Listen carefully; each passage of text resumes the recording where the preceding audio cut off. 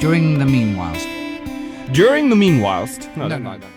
Well, hello, cheap lens fans. That's fans of cheap lenses and not cheap. Oh, no, it doesn't matter. You get the point. It's the Three Musketeers again, back with more video content of the utmost caliber. That's it. And this week we're going to look at a lens probably very few people are still using or can even remember. Now, before I begin, apologies for the croaky voice. I've caught a cold, and for someone with the immune system of a butterfly, things like this now hit me a little bit harder than most. Now, when I bought my beautiful Nikon D700, it was primarily to use with the excellent GOAT lens, the 105mm 2.8G macro beauty that takes spectacularly wonderful images like this one on screen now. And then late last year I bought a wide angle zoom, a equally beautiful 17 to 35mm f2.8D lens that takes pictures just like this one you're looking at right now. Now, in fact, for most of my photographic life, I've got by with just three lenses, really. My holy trinity has always been a wide-angle zoom, a telephoto zoom, and a fast standard 50mm prime, and then latterly a fourth lens, a macro one. But yeah, another lens in my Nikkor collection is a standard zoom, and not a 24-70 f2.8, but a much more budget-oriented 28-70 f3.5 to 4.5. I think it must have come as a kit, I think, with my one of my film cameras back in the day.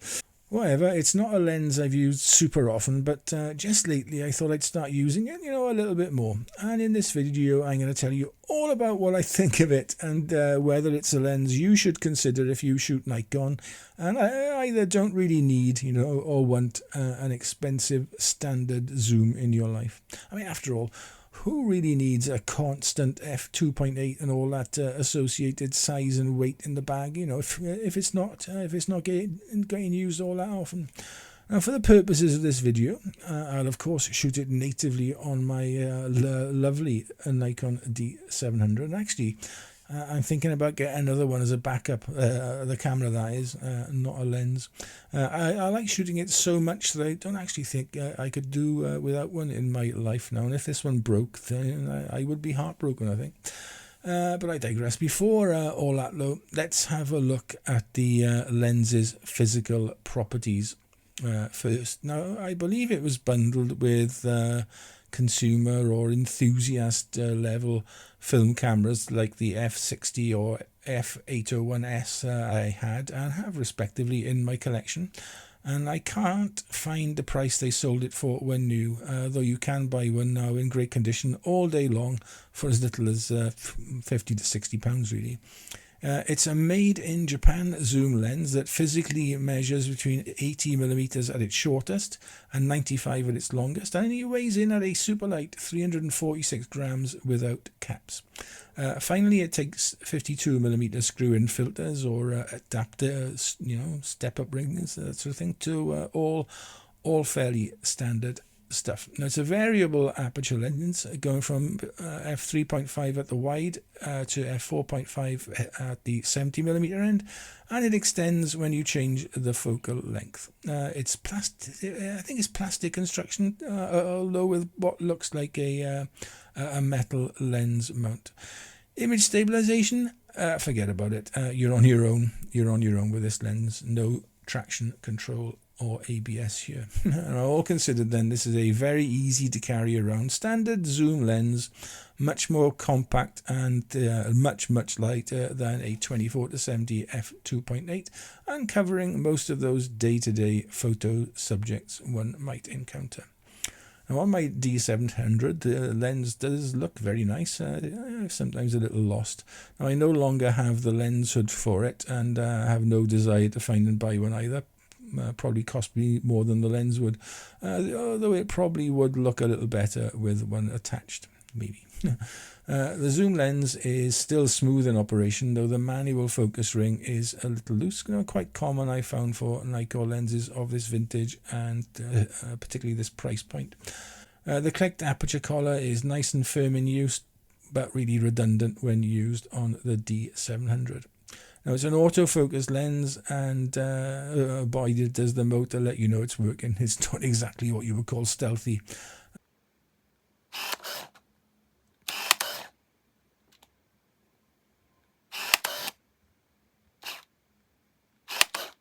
A quick warning here as well, the lens will not autofocus on cheaper Nikon cameras like the D3000 or 5000 range, or any that come without, an autofocus motor. So check compatibility before buying. As usual, though, it is all about the images, and to shoot them, I popped out to where else but my happiest of happy places, Craigenose Country Park, and roll the montage of images here.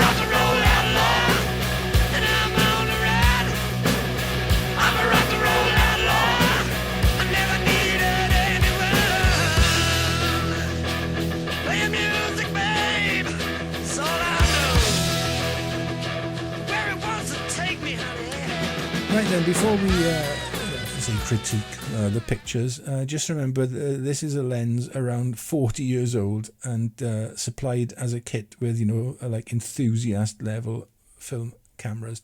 It certainly isn't a pro lens, and you can, as I said, you can buy one today for peanuts, really. With that in mind, what do you make of the images? I know what I think. They are soft, yes. They are chromatic aberrations, and yes, the corners, particularly when wide, are a joke. Even zoomed to the longer end and stopped down, things don't really improve that much, to be honest. But for a casual photographer who doesn't want or need an expensive f2.8 walk around, do it all zoom, this is, it's fine at a stretch. Would I recommend it?